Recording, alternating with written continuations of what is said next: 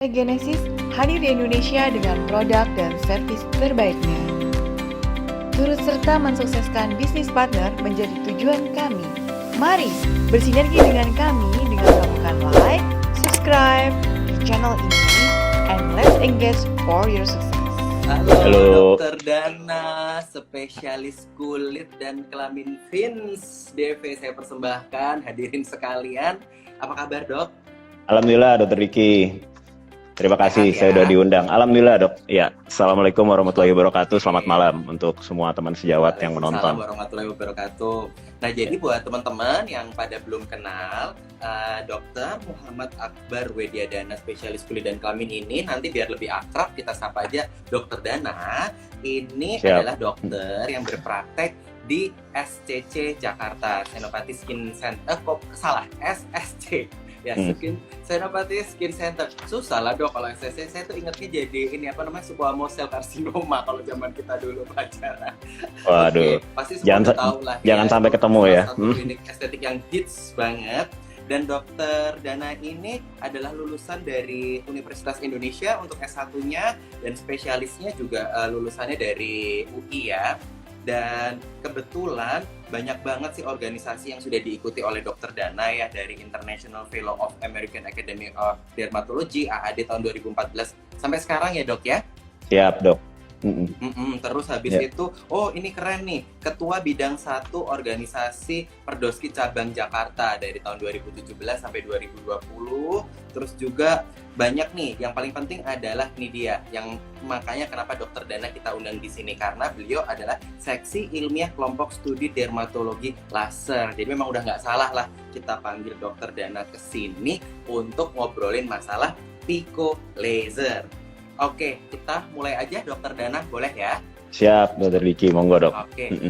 Nah, jadi pastikan teman-teman banyak follower saya di sini juga yang kebetulan seorang dokter ya mungkin ya. Nah, gimana sih pengalaman Dokter Dana dari awal pertama itu ngelakuin laser treatment sampai sekarang? Dan kalau menurut Dokter Dana itu pandangan perkembangan terhadap dunia laser itu, terutama picosecond itu gimana di Indonesia?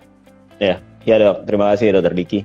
Ya artinya kan kita kan sebagai spesialis kulit kelamin ya, kalau yang lulusan sekarang SPDV itu kan dermatologi laser itu kan salah satu bentuk pengamalan dan pengabdian ilmu kita ya. Sekarang kan kalau teman-teman yang lulusan baru-baru ya dari IPDS manapun itu secara kompetensi dianggap sudah kompeten dengan laser dermatologi ya.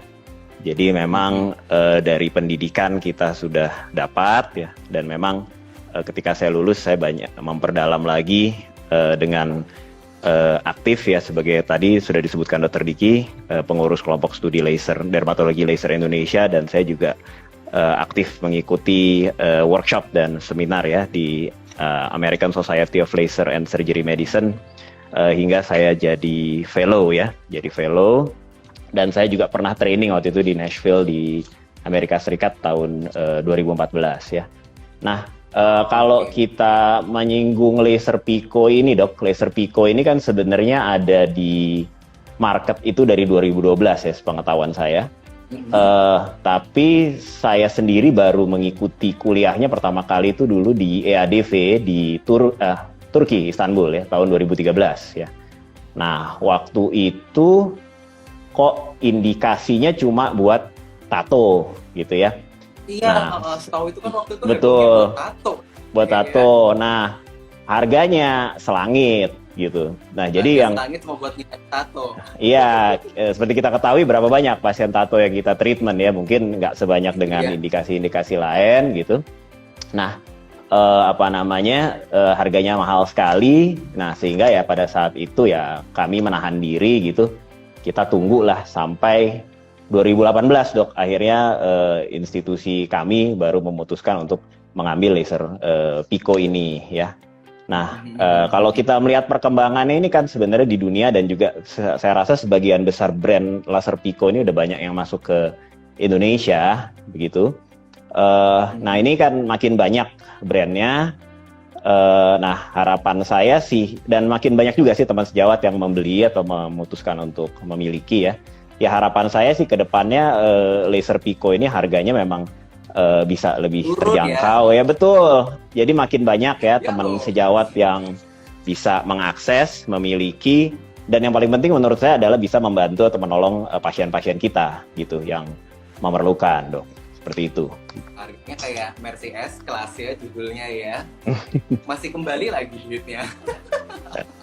Nah, oke. Tapi Iya. sebenarnya ini kan mungkin kalau misalnya kita bicara Pico gitu, Iya. tapi basicnya mungkin ada yang bingung. Sebenarnya apa sih Dok laser picosecond itu, dan kenapa kok orang makin banyak itu kayak pabrikan-pabrikan itu Pico itu kan salah satu satuan waktu yang kecil gitu kan. Makin Yes. bikin satuan waktu untuk laser kok makin kecil seperti itu. Sebetulnya prinsipnya apa sih Dok untuk laser picosecond ini sendiri? Ya, baik. Mungkin bisa ditampilkan ini, Dok, gambar ya. Mungkin supaya Oke. teman sejawat viewers di rumah bisa lebih mudah melihat. Yang ini bukan Dok? Atau yang mana? Iya, ini boleh. Ya, ini reminder aja. Pasti saya yakin semua praktisi laser, dokter-dokter praktisi laser dermatologi di sini sudah paham ya dengan koefisien absorpsi ini, di mana kan kita dalam terapi ya pasien itu kita harus tahu yang mau kita terapi itu apa ya.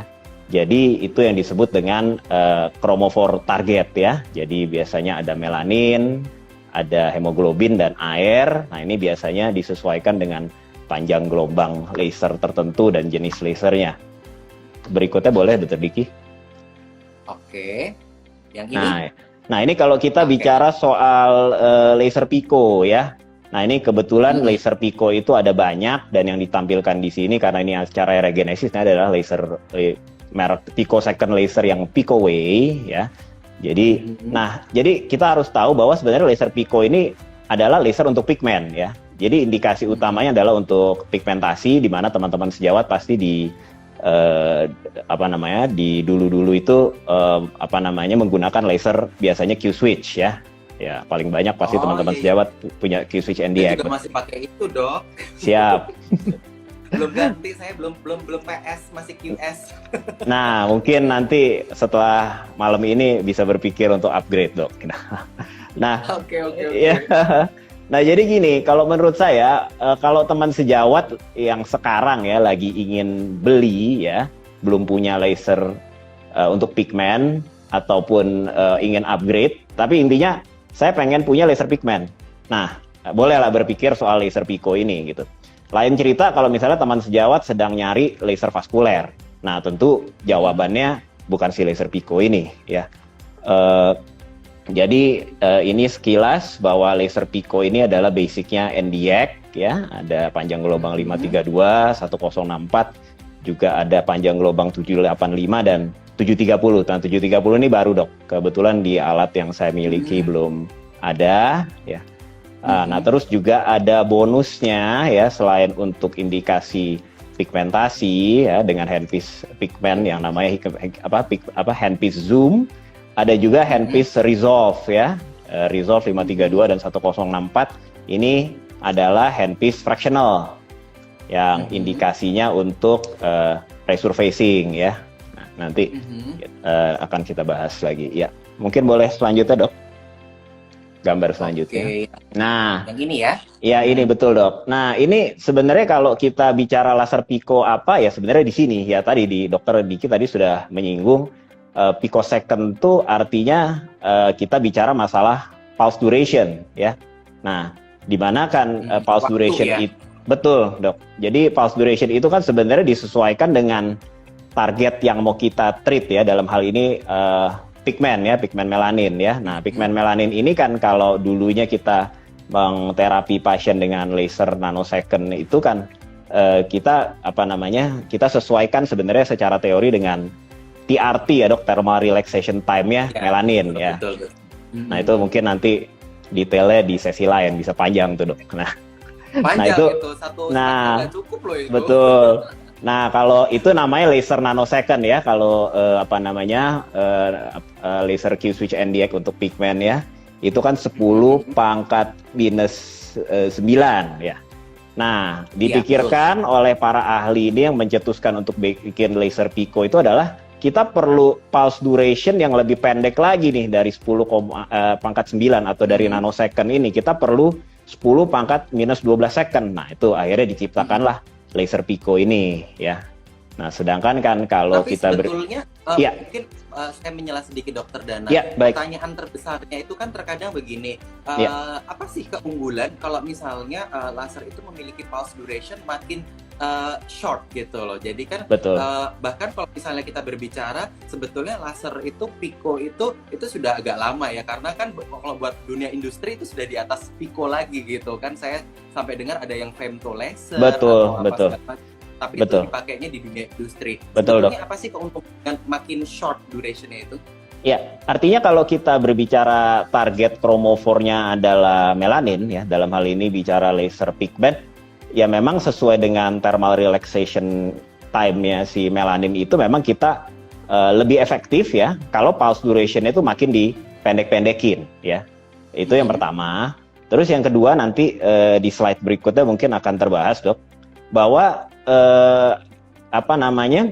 kita sebisa mungkin ya dengan kita memendekkan ya pulse duration itu kita mengurangi efek fototermal atau efek panas, di mana efek panas ini kadang-kadang atau bahkan seringnya malah bisa memberikan efek samping ya. Jadi kita pengennya ada efek terapi atau terapeutik gitu, ngilangin flagnya, cuman karena efek panasnya juga dominan ya, atau efek fototermal dominan, sehingga malah bisa menimbulkan efek samping yang tidak kita inginkan. Nah, jadi sebenarnya jaringan sekitar ya. Betul, ke jaringan sekitar, Dok, ya, sehingga ada efek samping misalnya burn ya. Burn itu nanti ke kelainan hiperpigmentasi pasca inflamasi, hipopigmentasi dan yang lain-lainnya ya. Berarti kalau pakai picosecond itu jauh akan lebih oke ya, karena kan kalau misalnya kita berbicara key switch itu untuk melasma ya, itu kan salah satu yang paling sering efek sampingnya tuh kalau misalnya kita agresif melakukannya kan muncul Fitzpatrick macule, jadi malah dia kayak melanositnya itu kayak males gitu loh, terus akhirnya tidak memproduksi melanin. Berarti kalau pico ini sebetulnya lebih safe ya untuk hal tersebut. Lebih safe. Walaupun untuk melasma ya secara khusus memang agak tricky juga ya, artinya kan kita seperti kita ketahui bersama, kalau ada anekdot tuh nothing cures melasma up until now ya. Ya pico itu walau dengan pico pun kita juga nggak bisa overclaim ya, walaupun alhamdulillah saya selama ini sih pengalaman dengan pico dengan melasma saya sih nggak pernah ketemu efek samping yang tadi Dokter Diki sebutkan itu, Dok. Ya memang. Ya. Oh, berarti kalau kita berbicara nih tentang melasma, berarti kan kita berbicara tentang indikasi dari si pico laser ini ya, terutama si pico way. Nah, menurut Dokter Dana nih, indikasi paling sulit apa sih yang memiliki significant result dibandingkan dengan pengalaman dokter sebelumnya gitu? Iya. Tentunya yang jelas tato ya, Dok, karena originalnya penelitiannya itu dulu banyak diinvest untuk tato ya. Jadi kan ceritanya dengan pico ini kan dia bisa menghancurkan partikel dari ink itu ya, jadi lebih berkeping-keping, lebih fragmented, lebih kecil-kecil, sehingga bisa cepat diserap ya oleh makrofag di tubuh kita, bisa lebih cepat dieliminasi gitu. Itu yang pertama. Terus kedua, untuk pigmentasi dermal seperti nevus aorta, nevus hori ya, itu juga bisa lebih signifikan ya. Terus downtime-nya juga lebih. Betul, Dok. Downtime-nya lebih less ya, dan less session juga gitu. Jadi artinya selain lebih efektif, risiko efek sampingnya pun juga lebih kecil ya. Dan juga lebih tidak lebih tidak sakit ya, walaupun saya tetap untuk pigmentasi dermal karena saya butuh energi yang agak tinggi, biasanya tetap kita pakaikan topical anestesi, betul, Dok. Ya kalau agak debus sih, saya juga pasti oles bius sih kalau misalnya mau laser yang padahal yang key switch aja pun juga udah pedes ya, kalau dipikir-pikir ya pasti pico lebih pedes lagi ya sebenarnya ya, kalau nggak atau malah lebih nggak pedes dong, Dok, lebih nggak pedes ya, karena short duration itu tadi karena short pulse duration tadi. Mungkin bisa kita terangkan dengan slide berikut, Dok. Oke, yang ini ya. Iya, nah jadi sebenarnya memang agak shifting nih atau agak berpindah gitu paradigma pengertian kita soal interaksi antara laser dengan jaringan ya, sel target ya pada laser picosecond ini, di mana kalau dulu kita belajar laser itu kan ada efeknya, efek fototermal gitu. Jadi kan ceritanya sel target ya atau chromophore itu menyerap laser dengan panjang gelombang tertentu dengan pulse duration tertentu, lalu terjadi energi panas kan. Nah, energi panasnya ini kan yang membuat kerusakan jaringan ya.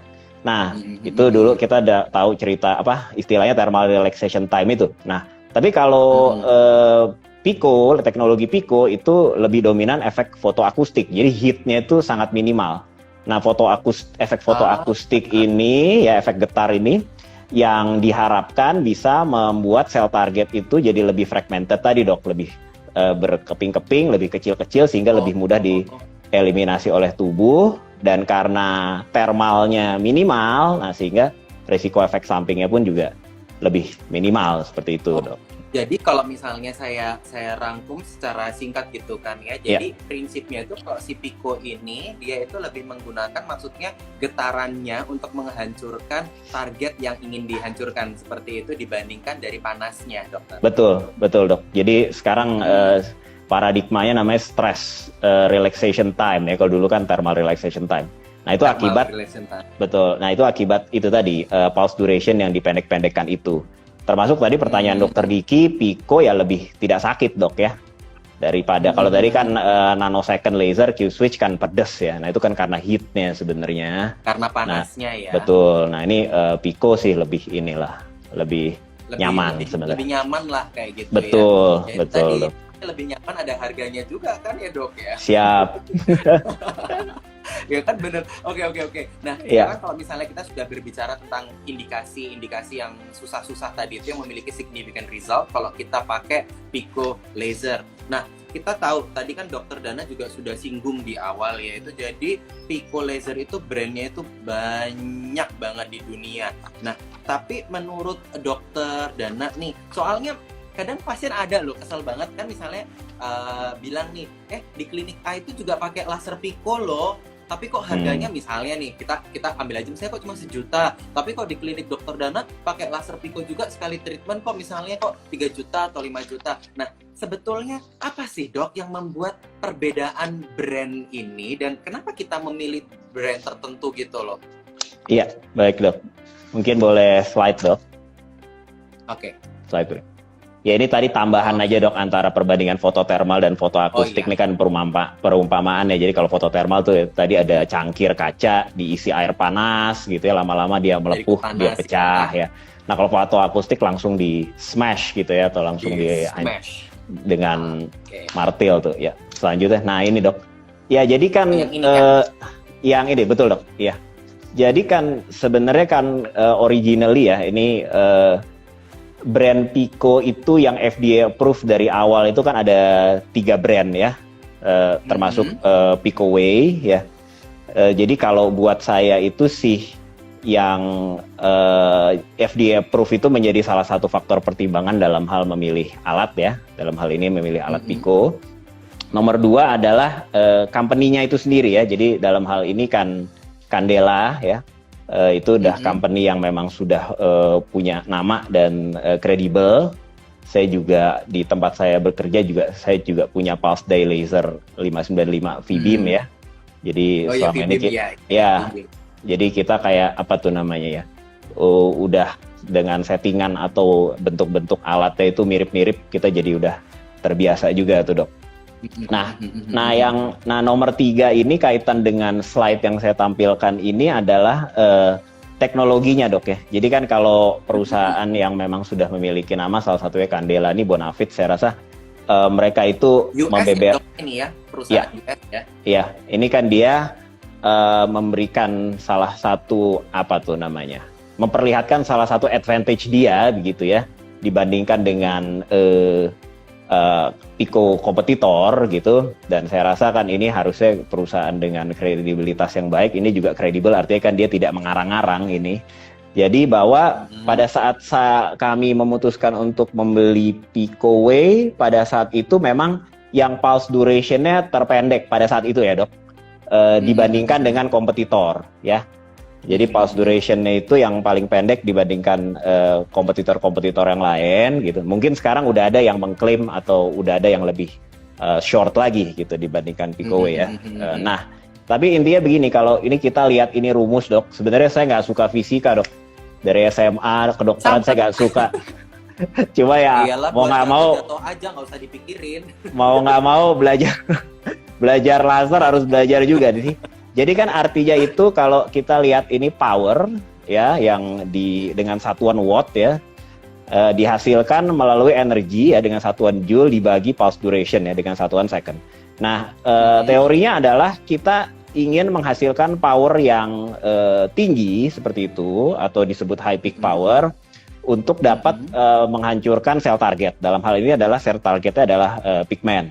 Nah tapi kita tidak pengen tuh energinya ketinggian dok, gitu. Kenapa? Karena kalau energinya ketinggian terlalu banyak heat ya, terlalu banyak panas. Oh, iya, nah betul. akhirnya apa ya side effect lagi dok, burn ya dan yang lain-lain. Iya, sehingga malah untuk ngilangin flag jadi muncul flag ya, HPI kan ya bisa jadi ya. Apalagi betul dok. Kita yang Betul. Nah itulah makanya ya. Betul. Artinya kan kita memang apalagi untuk tipe kulit orang Indonesia ya, darker skin type kita termasuk, saya sangat setuju dok. Kita memang harus berhati-hati tuh. Mungkin orang bule lebih aman atau lebih badak gitu ya di laser, tapi orang Indonesia ya darker skin type ya kita harus hati-hati. Ya ini sebenarnya laser pico tuh bisa merupakan salah satu solusi yang aman ya. Nah artinya apa? Supaya energinya itu tidak gede-gede, berarti ya pulse duration ya harus short seperti itu ya. Nah, sehingga itu tadi kalau terbaca oleh teman sejawat itu laser B itu ya, itu contohnya si picosecond itu. Jadi hanya butuh energi 400 milijoule saja untuk mendapatkan power ya atau peak power 0,9 gigawatt. Karena pulse duration-nya pendek 450 picosecond dibandingkan laser A yang adalah laser nanosecond atau key switch yang generasi sebelumnya. Seperti itu dok, kurang lebih. Nah ini memang menjadi pertimbangan kami juga ya, salah satu pertimbangan yang akhirnya kami memilih Picoway ya. Nah terus yang alasan keempat itu adalah tentu studi ya dok, publikasi ya. Jadi evidence based atau bukti ilmiahnya penting jadi sekali itu. Klaim pihak ya.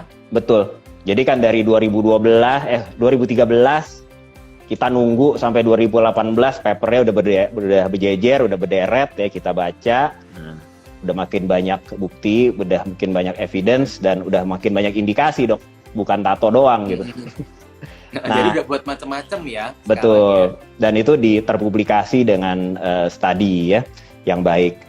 Nah yang terakhir kalau buat saya sih KOL juga dok ya, key opinion leader-nya ya. Jadi kan kalau kita banyak baca jurnal, baca buku ya kita tahu penulis buku atau dokter-dokter dermatologis terkenal dari luar yang banyak membuat publikasi dan studi-studi ilmiah itu jadi KOL Picoway dan mereka juga ikut meneliti. Nah itu juga menambah confidence dan pertimbangan ya kami untuk akhirnya kita ambilnya Picoway seperti itu. Picoway ya.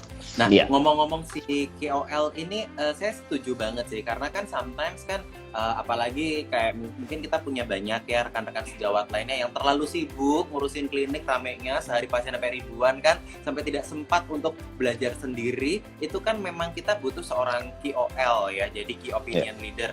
Nah menurut dokter apakah referensi pengalaman dari seorang KOL itu hal yang penting kalau misalnya kita mau beli si Picoway ini? Iya, saya rasa penting ya dok, apalagi misalnya kita punya hubungan yang baik secara personal dengan KOL itu.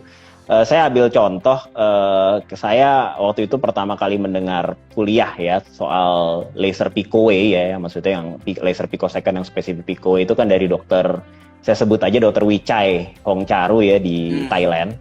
Beliau memang merupakan salah satu KOL ya. Saya dan dokter-dokter di tempat saya bekerja itu sudah kenal baik dan punya hubungan baik dengan beliau sudah cukup lama ya. Jadi saya sudah beberapa kali training laser yang dulu-dulu ya, brand lain juga dengan beliau, laser dan energy based device lain. Sampai terakhir ya Picoway ini di tahun 2018 dok. Artinya kan kalau kita bisa sharing pengalaman ya, kita ngomongnya teknis ya, nggak cuma ngomongin ilmiah aja, tapi kita ngomongin technical ya, from technical point of view, pengalaman dengan pasien dengan segala macam, itu kita menjadi lebih confidence begitu dok. Dan kebetulan iya. betul. Dan kebetulan beliaunya tuh juga nggak pelit ilmu ya. Jadi semua ilmunya tuh dibagi lah. Mungkin karena kita Dr. Dana kan sering ngisi materi juga kalau seminar. Ya. Kapan lo kita bisa seminar lagi ya nih, corona nggak kelar-kelar deh. Nah ya itulah dok. Ya mungkin begini terus dok, nanti virtual lah paling nggak sampai bulan depan. Tahun depan. Iya. Sampai tahun depan. Ya moga-moga lah pandemi cepat usai ya. Jadi kita bisa cari modal untuk segera beli laser Picoway. Oke. Nah terus habis itu kan tadi kita udah ngomongin kalau misalnya Picoway itu punya KOL yang memang bisa yang kredibilitasnya terjamin. Nah, terus habis itu ini yang sering lucu gitu loh, dan aku yakin juga Dokter Dana pasti punya pengalaman deh. Kalau misalnya sometimes kalau kita beli laser, beli apa, itu pertimbangannya apa sih dok? Jadi apakah cuma dari misalnya nih Picoway itu kan di Indonesia dipasarkan oleh Regenesis. Nah itu apakah itu menjadi pertimbangan atau ada hal-hal lain yang bisa dipertimbangkan lagi? Iya, ya pasti dok. Jadi selain tadi hal-hal yang sudah saya sebutkan ya, memang laser itu kan barang mahal ya dok, mahal, sophisticated, complicated ya. Kadang ada juga yang sensitif banget gitu, dikit-dikit ada yang harus dikalibrasi gitu ya. Nah itu makanya after sale service sangat penting gitu. Jadi kita nggak bisa tuh coba beli putus gitu ya. Jadi after sale service itu sangat penting ya. Selama ini saya banyak bekerja sama dengan distributor laser dan EBD di Indonesia, dan rata-rata sih alhamdulillah memberikan service ya dalam hal ini after sale service yang baik ya. Salah satunya memang PT Regenesis ini. Jadi kami kan sudah bekerja sama cukup lama dengan PT Regenesis, dari dulu namanya masih Kurongkor kalau nggak salah ya, Kurongkor ya. Jadi beberapa alat ya dari berbagai company yang direpresentasikan oleh si PT Regenesis ini. Selama ini sih alhamdulillah after sale service-nya dalam terutama teknisi sangat baik ya. Jadi cukup fast response gitu. Jadi kalau kita ada keluhan, kita hari ini bilang segera datang, kalau nggak hari H+1 besok datang, dan cukup terampil. Pengalaman saya selama ini ya. Jadi alhamdulillah semua problem solve ya. Paling kalau misalnya ada yang ini harus ganti ada bahan habis pakai yang harus ganti atau spare part yang harus ganti, nah itu baru kita agak pusing sedikit lah itu. Jadi nggak bisa segera tuh kan. Kalau solusinya udah ganti spare part itu kita harus agak pusing dikit lah ya, duitnya pusing lagi lah kalau udah ganti spare part. Iya. Selain itu selain itu juga ini dok, distributor ini kan sebagai representatifnya principal ya di Indonesia, itu juga selain tadi after sale service dari segi teknis, itu juga ini dok, kita user itu harus senantiasa di-update ilmunya ya dengan CME ya, dengan continuing medical education. Jadi harus sering lah bikin, kalau sekarang zaman pandemi ini Candela misalnya sering bikin webinar seperti itu ya. User semuanya di-invite ya untuk update ilmu ya. Terus kalau misalnya nanti corona udah lewat, dan dulu sebelum pandemi itu kan sering ada meeting ya, ada sharing session ya, workshop dan yang lain-lain, itu yang harus terus dilaksanakan. Dan ini distributor yang baik harus melakukan ini ya. Selama ini saya melihat Regenesis sudah cukup upayanya dalam hal ini ya untuk menunjang CME-nya para user. Sama ini dok, kalau mereka punya studi terbaru ya, penelitian, paper, nah itu harus senantiasa di-sharing lah juga dengan user khususnya kami. Dan user intinya nggak lepas tangan lah kalau ada kenapa gitu. Betul. Banyak loh, jadi kayak teman-teman sejawat itu yang mungkin karena saking kebeletnya gitu loh membeli alat atau pengen beli alat gitu, akhirnya kayak terjebak gitu loh ya, mulut-mulut kecap kadang kan jadi bilang jualan, dia bilang ini bagus kok, ini sama kok kayak laser Pico yang lain gitu. Tapi kalau misalnya udah rusak ya udah gitu loh, nggak bisa dipakai apa-apa lagi kan, itu sebetulnya cost banget juga, dan kita nggak bisa tahu juga maksudnya itu tadi yang pulse duration, energinya seperti apa, malah maunya ngilangin flag, yang ada malah kita bikin flag lewat HPI-nya itu. Iya, betul loh. Iya, jadi kalibrasi ya itu penting sih sebenarnya. Ya. Nah, terus nih dokter, kalau misalnya nih apa namanya kayak teman-teman sejawat ini pengen tahu tentang teknologi picosecond, picoway ini, enaknya kemana ya dok ya? Regenesis ini kayaknya bakal bikin acara ya kalau nggak salah ya? Nah, iya tuh dok. Memang selama ini, selama pandemi ini memang Regenesis ya, dalam hal representatif ya Candela ini memang cukup sering ya membuat webinar ya. Dulu saya pertama kali dengerin ini dok, SOP praktek dermatologi di masa pandemi itu justru dari Candela nih. Dulu dari dokter John Sullivan kalau nggak salah tuh yang dari Australia tuh. Nah itu saya baru tahu SOP-nya selama praktek masa pandemi COVID harus begini. Yang akhirnya kami elaborasi untuk bikin panduan di Perdoski ya. Itu saya ikut nyusun waktu itu. Nah, tapi memang saya dengar dalam waktu dekat akan ada ya webinar ya khusus untuk picosecond laser atau picoway. Nah, ini kita nantikan aja dok. Mudah-mudahan si Regenesis bisa cepat mengupdate teman-teman sejawat sekalian untuk join. Jadi biar pada belajar juga kan, nggak cuma ya, laser yang udah existing aja. Betul dok. Nanti lagi semua dokter yang memang tertarik di dunia laser jadi lebih belajar bareng. Nah, mungkin sekarang kita kayaknya lihat ini kali ya dok ya, apa foto-foto orang-orang yang sudah kita treat pakai picoway kali ya? Iya boleh dok. Nah ini sebenarnya mohon maaf bukan pasien saya ini karena saya harus nggak ada waktu buat minta inform consent fotonya ditayangkan. Jadi ini kan pakai yang dari company. Nah ini kan Nevus Hori ini ya, Nevus Zygomaticus, Nevus Hori ya, abnorme, acquired bilateral otal-like macules ya setelah 4 kali terapi. Nah, ini saya gambarnya kepotong malah tuh nggak lihat ini parameternya. Iya, nih.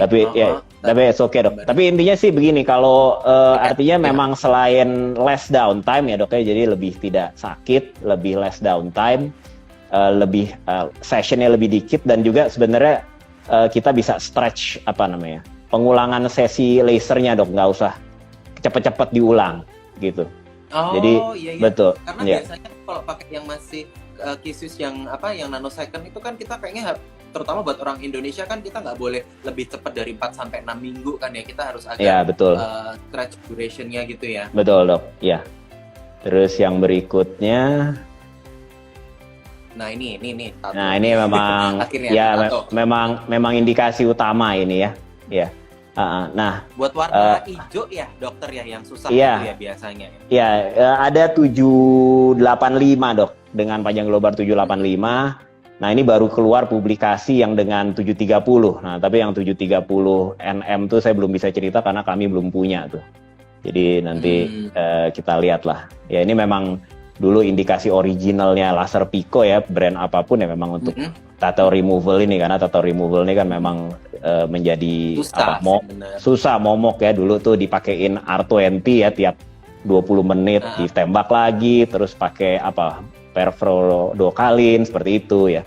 Nah ini sekarang sejak adanya laser pico itu, teknologi pico udah nggak pusing lagi lah, artinya udah lah pokoknya di laser aja selesai gitu, tidak usah di modifikasi dengan yang lain-lain. Pikir dulu ya. Betul. Langsung tato badan warna hijau pula kan. Menghilangkannya jauh lebih susah daripada bikinnya dan lebih sakit ya. Walaupun dengan laser pico sih nggak berapa lah dibandingkan. Nggak terlalu pedes-pedes amat ya.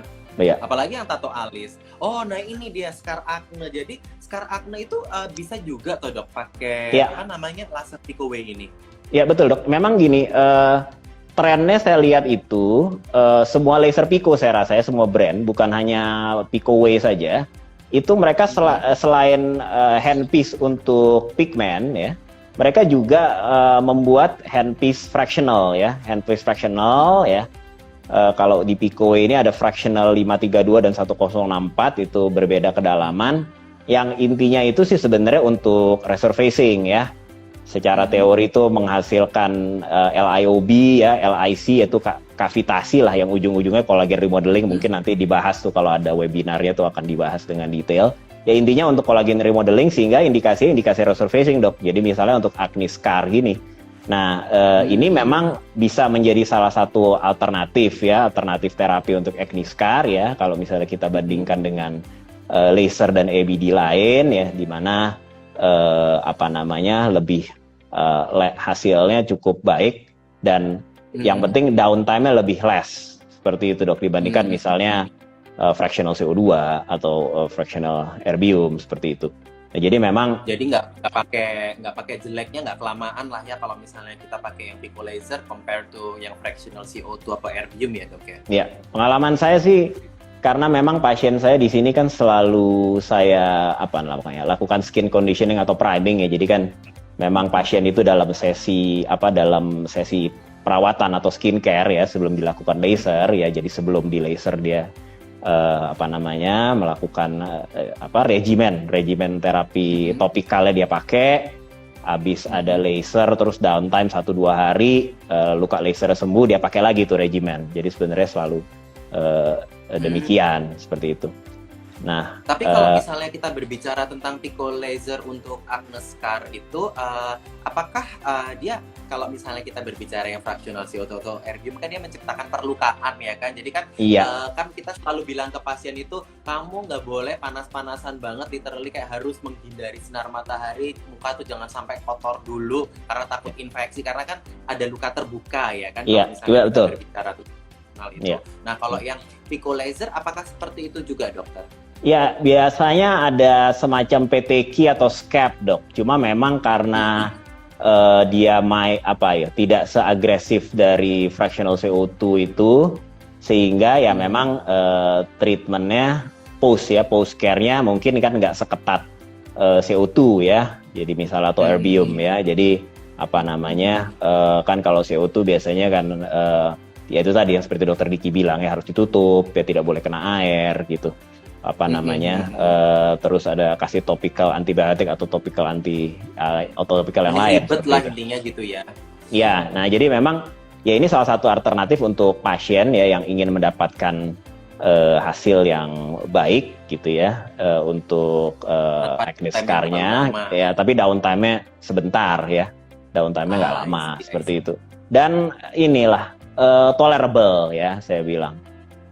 Dengan topical anestesi sih tolerable untuk pasien ya. Biasanya pengalaman saya sih downtime-nya ya dengan protokol yang saya pakai di sini biasanya hari ini misalnya dikerjakan, biasanya besoknya pasien ini kan lagi pandemi ya, biasanya pasien kirim foto besok masih merah, lusanya sih biasanya udah oke itu. Jadi udah normal lagi itu pengalaman saya seperti itu. Ya intinya berarti multi purpose ya, walaupun harganya agak mahal tapi sebetulnya lumayan bisa menggantikan beberapa alat lain. Betul. Gitu ya dengan jadi yang handpiece resolve atau handpiece fractional ini prinsipnya memang untuk texture dok gitu, seperti acne scar ya. Hypertrophic scar juga udah mulai ada publikasinya ya. Jadi untuk wrinkles dan untuk itu juga pori. Nah itu kan biasanya banyak dikeluhkan oleh. Iya kan pada sekarang orang pada mau nggak punya pori-pori kan saya. Betul. Iya. Oke. Nah berarti kan kita at the end of the discussion ini kan sebetulnya saya pengen tahu gitu loh. Kalau tadi kan kita sudah ngobrolin segala macam tentang si pico laser dan juga terutama si pico way ini. Nah otomatis kan kita berbicara juga tentang regenesis. Nah boleh tahu nggak sih dok 3 kata untuk menggambarkan regenesis itu apa sih kalau menurut seorang dokter Dana spesialis kulit kelamin hits dari SSC ini? Apa ya? Ya 3 kata ya dok. Ya oke lah itu aja deh. Tuh berarti intinya reliable lah ya kalau misalnya kita mau bekerja sama regenesis ya. Iya. Ya artinya memang mungkin saya bisa kasih saran kalau teman-teman yang tertarik untuk berencana yang memiliki teknologi Pico, ya memang nggak ada salahnya untuk compare ya segala macam mungkin aspek-aspek yang tadi saya sudah sebutkan ya, reputasinya, studinya, KOL-nya, teknologinya ya. Nah termasuk yaitu distributornya itu menjadi bahan pertimbangan lah gitu. Pertimbangan ya. Ya, nah, betul. Sekarang kita masuk sesi yang ditunggu-tunggu oleh para netizen saya yang mungkin bukan dokter. Nah, kemarin kan saya sempat buka tuh kolom question ya. Jadi para netizen ya yang budiman kan pada banyak yang bertanya. Nah, ini saya buka aja. Jadi yang kemarin kan saya sudah beberapa kali kirimkan ya. Nah ini ada contohnya, tapi kok putus. Gini aja, aku bacain aja ya. Jadi buat teman-teman aku bacain aja pertanyaannya dan Dokter Dana akan membantu menjawabnya. Jadi yang pertama gini, kalau mana sih tadi? Sebentar dok, ini malah ketutup lagi. Nah, kalau orang biasa kan kadang mungkin mereka nggak ngeh gitu kan sebenarnya Pico itu apa. Dokter Dana mungkin bisa nggak kasih kira-kira range kalau treatment dengan Pico laser itu berapa sih? Itu yang ditunggu-tunggu pasti pada tanya harga, ya nggak? UUD. Aduh, nggak hafal harga ya saya dok. Aduh, maaf deh saya nggak siap dengan saya tidak siap dengan pertanyaan ini karena ini. Mungkin Regenesis bisa ya, mungkin nih ada yang join bisa. Sekarang saya nggak siap karena saya nggak pernah hafal harga dok, jeleknya saya itu sih. Mungkin kalau ada staff-staff Regenesis yang join bisa lah ditulis nih di sini di komen. Oke, ya jadi nanti kalau misalnya teman-teman yang pada pengen tertarik mungkin treatment Pico. Tapi mungkin kait satunya SSC itu kan ada Pico, jadi nanti bisa tuh datengin dokter Dana. Wah, nanti kalau misalnya nggak hafal harga, biar dokter Dana nanti yang ngasih diskon. Oh gitu ya. Tapi ada satu hal yang menarik dok. Jadi gini, waktu kami punya Pico itu dan dari 2018 ya, akhirnya laser nano kami itu makin tidak terpakai dok. Utility-nya makin berkurang, akhirnya sampai sedikit sekali gitu. Nah padahal waktu itu terakhir itu sudah dipromokan, didiskon sampai up to 70% kalau nggak salah. Tapi tetap nggak laku. Tapi tetap nggak laku juga. Saya nggak. Nah itu satu pasiennya yang nggak mau ya karena artinya begitu dia ditawarin laser itu ya misalnya kan misalnya ada pasien dengan budget sekian, tapi begitu dia tahu kok ada Pico sih, aku pengennya Pico gitu. Nah ya udah deh misalnya budgetnya nggak sampai, gue nabung dulu nih sampai ntar ada cukup buat Piconya. Jadi pasiennya sendiri yang nggak mau. Terus yang kedua dokternya juga. Jadi artinya dokternya juga pasti kan begitu sesi konsultasi dengan pasien lebih confidence untuk menyarankan dia lakukan Pico laser ya. Ya kayak biasa udah naik mobil buatan Jerman, tiba-tiba suruh naik mobil buatan mana gitu yang non Jerman ya males juga kali ya dok ya, karena kan pegangan tangannya pasti beda dok. Iya, karena gimana dok silakan. Jadi kan kalau misalnya tadi dokter Dana mau bilang apa tadi, lanjut aja dulu nggak apa-apa karena ini pertanyaannya beda dari yang kita bahas.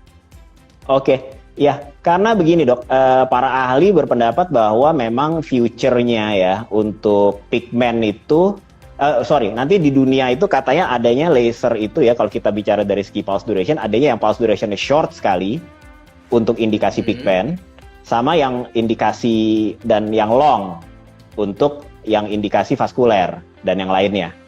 Nah jadi yang di tengah-tengah seperti nano itu memang nantinya sih seiring dengan perkembangan ini akan sudah mulai ditinggalkan seperti itu sih. Jadi, iya.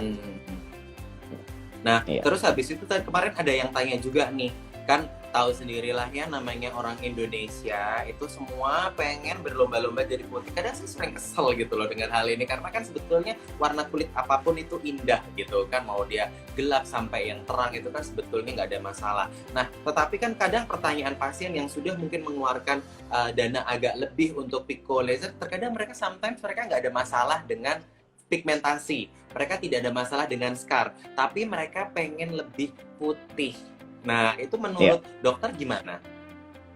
Ya, memang ada salah satu KOL ya yang mengklaim ya, tapi belum saya buktikan sih, dan memang itu waktu itu cuma omongan obrolan anekdot aja ya, bahwa dia bilang ya Pico ini bisa lah seperti menurunkan skin type kita satu level di bawah gitu. Tapi saya sendiri don't buy it sih. Artinya kan kalau di keilmuan kita itu kan kita sebenarnya karena pigmen melanin kita tuh sesuai dengan tipe kulit kita tertentu jumlahnya ya. Artinya kan secara fisiologis gitu kan nggak mungkin misalnya kita tipe orang kulit 4 pengen putih kayak tipe orang kulit 3 katakan ya. Apalagi orang tipe kulit 6 pengen jadi kayak tipe kulit 2 gitu ya. Mungkin kalau kayak almarhum Michael Jackson tuh kan menggunakan cara-cara yang memang tidak ini ya tidak fisiologis seperti itu. Jadi putih itu putih kayak tembok kan. Iya betul. Ya artinya sih sebenarnya kan kalau definisi putih di keilmuan kita dok kan memang even skin tone ya. Jadi distribusi pigmen melaninnya itu even ya seperti itu. Nah ini Pico ini bisa sangat membantu sih untuk mencapai goal tersebut ya. Walaupun kita memang harus mengedukasi pasien soal putih ini gitu. Ya, putih. Itu dia. Ya definisi putih ini ya. Kita kembali lagi ke pertanyaan tentang scar acne. Jadi kan tadi dokter bilang salah satu keunggulan dari si Pico Weight atau Pico Laser pada umumnya ini adalah dia mampu untuk memperbaiki tekstur scar ya dengan hand facial resolve. Nah, sometimes kan kita punya pertanyaan terbesar nih, kalau ternyata scarnya adalah bentuk ice pick, apakah itu tetap harus dikombinasi dengan treatment yang tindakan yang lain, seperti kalau kita kan selalu di SPKK kita bilangnya cross TCA, kita tutur asam. Apakah ini bisa membantu si Pico Laser ini? Iya, jadi memang betul dok, kalau saya biasanya kan untuk ice pick itu biasanya ya, yang saya lakukan betul sama seperti dokter Diki kan, kombinasi cross TCA dan kalau dulu saya mengerjakannya dengan itu fractional CO2 atau erbium gitu, kombinasi dua itu gitu. Nah, apakah Pico bisa improve acne scar? Iya, tapi kan apakah untuk ice pick scar? Nah itu memang masih question ya, karena kalau kita melihat penelitian yang ada itu kan scarnya nggak dibeda-bedain, pokoknya acne scar ya disebutkan gitu di publikasinya, ada ice pick, ada ice pick, ada rolling dan yang lain-lain, ada improvement gitu. Tapi yang which part of scar gitu yang bagus, nah itu memang nggak di state sih. Tapi ya biasanya kalau pasien acne memilih untuk dilakukan laser Pico Way, memang biasanya dia nggak mau lagi di cross TCA itu dok, karena kan dia udah milih pokoknya saya nggak mau yang saya inginnya yang downtime-nya minimal ya gitu. Ya, sedangkan kan kalau habis di TCA betul dok. Nah biasanya ya betul. Jadi kita mau combine juga susah gitu, karena jadi kehilangan esensi less downtime-nya itu ya, atau lebih semi ablatifnya jadi agak hilang esensinya. Ya.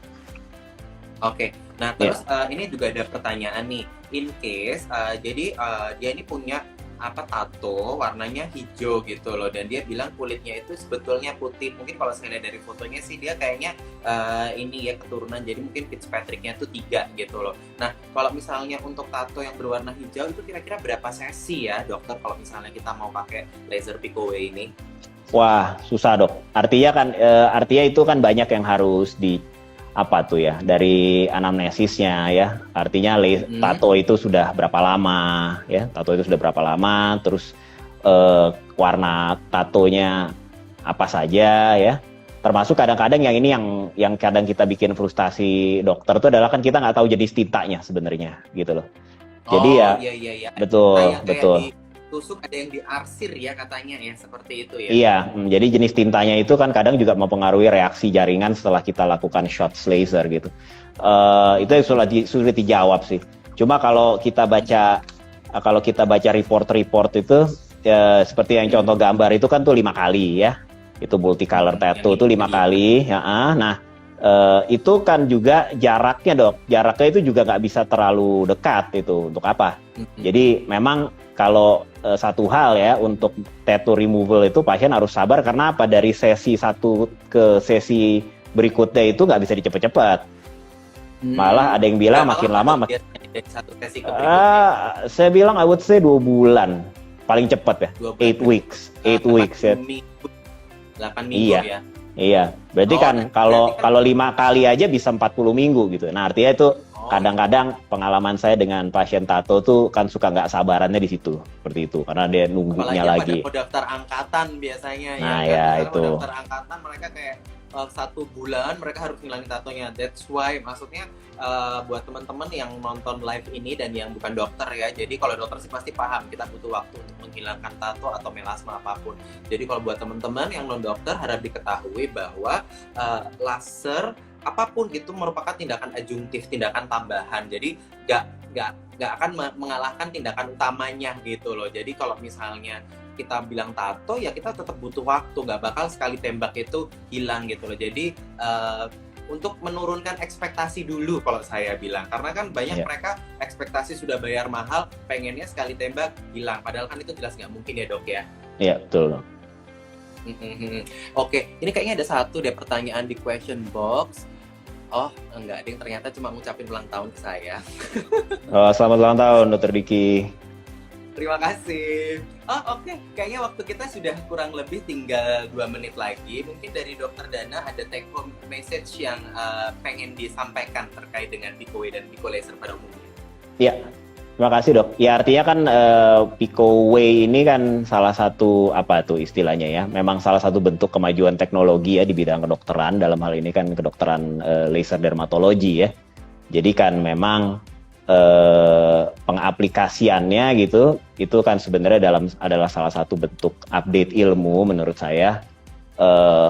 Tapi memang hendaknya kita sebagai dokter itu tujuan kita ya, misalnya kita mau mengakuisisi atau memiliki laser ini adalah untuk membantu pasien kita ya. Jadi untuk menolong pasien kita ya. Terus kita hendaknya juga mengerjakan laser ini dengan batasan-batasan ilmiah yang sudah ada, yang sudah ada kepustakaannya atau sudah ada evidence base-nya. Dan ya harapan saya ke depannya ya laser Pico ini juga harganya makin terjangkau ya. Artinya makin terjangkau. Bisa punya ya, dan sehingga betul ya. Jadi banyak dokter kita ya terutama dokter SPKK yang bisa mengaksesnya dan juga makin bisa membantu pasien-pasien kita ya. Gitu, menolong mereka ya, memberikan benefit untuk pasien-pasien kita. Seperti itu, dok. Oke, terima kasih banget Dokter Dana, spesialis kulit dan kelamin dari SSC Jakarta buat sama-sama Dokter Diki. Saya dan dengan PT Regenesis juga. Jadi teman-teman semua, teman-teman sejawat dan netizen, jadi jangan lupa nanti Estetik Talk ini bakalan diadakan rutin oleh PT Regenesis Indonesia dengan berbagai topik yang menarik. Salah satunya adalah hari ini, malam ini, yang mana kita membahas tentang Pico Laser yang sedang heboh-hebohnya. Nah, nanti mungkin next time akan ada lagi. So, teman-teman follow Instagramnya Regenesis @regenesis.id. Nanti di situ ada semua informasi terkait dengan Estetik Talk, atau misalnya dokter ingin menghubungi salah satu representatif dari Regenesis ID juga bisa melalui akun Instagram dari Regenesis. Oke, akhir kata terima kasih sekali Dokter Dana. Ya, sama-sama Dokter Diki, sama-sama. Ya, terima kasih saya sudah diundang. Semuanya. Sampai berjumpa lagi pada kesempatan yang lainnya. Bye.